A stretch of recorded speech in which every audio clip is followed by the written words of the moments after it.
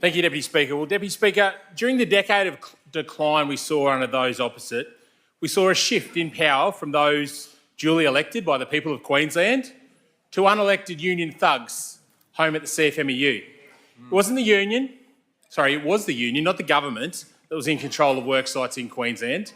They set the policies, they said who could and could not work, they bullied and intimidated workplace health and safety officers until they got their way.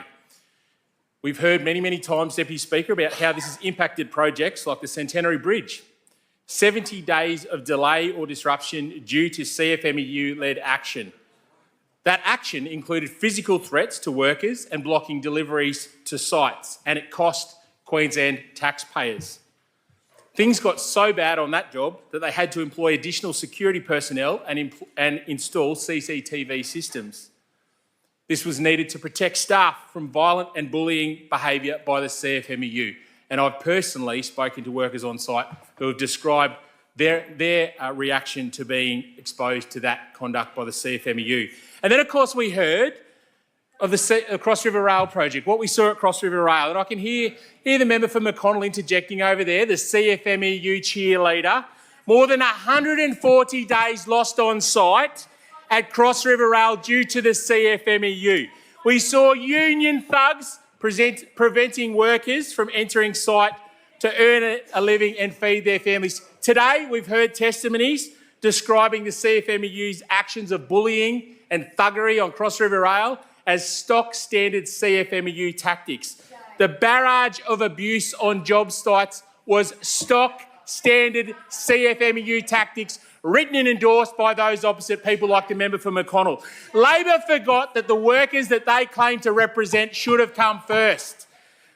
They chose to side with unions like the Cfmeu, who put them in power, rather than those workers they should have been representing. It wasn't just construction workers who were the victims of their political games.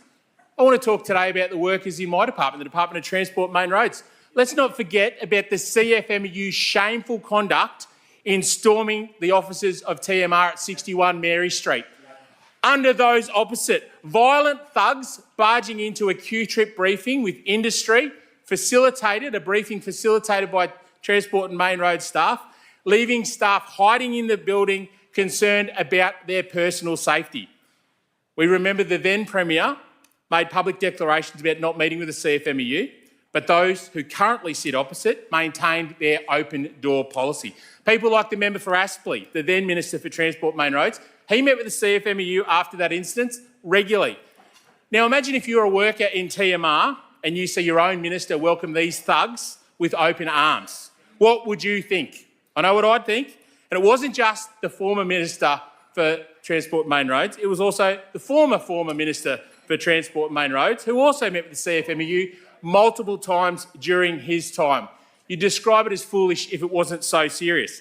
And then you've got the member for McConnell, the former minister supposedly responsible for industrial action, who was as shocked as anyone about the allegations of criminality within the Cfmeu. Yet the now Deputy Premier had been raising these exact issues for years and years and years, but it fell on deaf ears from those opposite because they did not want to listen. We even had members who still sit opposite, who were members themselves of the Cfmeu. People like the member for Bancroft, who was a member paid of the Cfmeu. That is why those opposite are here. This close relationship is how we got BPIC, the Cfmeu tax. Those opposite chose to side with the Cfmeu rather than siding with Queenslanders, and as a consequence we got BPIC and the Cfmeu tax, which drove up project costs by 25% and created an economic cost of more than $17 billion for Queenslanders.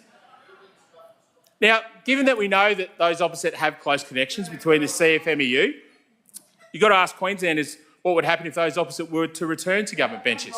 We'd see a return to cost overruns and budget blowouts overseen by those opposite. We'd see a return of the bullying and the intimidation, the thuggery writ large by the Cfmeu day in and day out on Queensland job sites.